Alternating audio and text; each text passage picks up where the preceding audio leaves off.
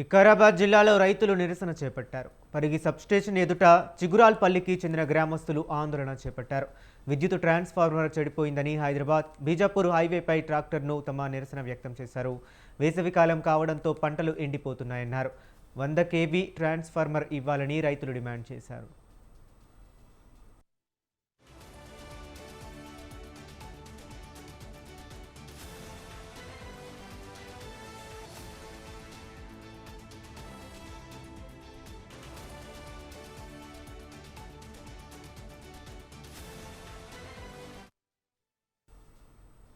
ఉన్న ట్రాన్స్ఫారం దానికి ఒక 16 మోటార్లు ఉన్నాయి. 16 మోటార్లు అయితే అది 63 kV ఉన్నది ట్రాన్స్ఫారం. నిన్న కాలిపోగానే వెంటనే మళ్ళీ తీసుకురాగానే మళ్ళీ 63 kV మళ్ళీ ఇచ్చారు.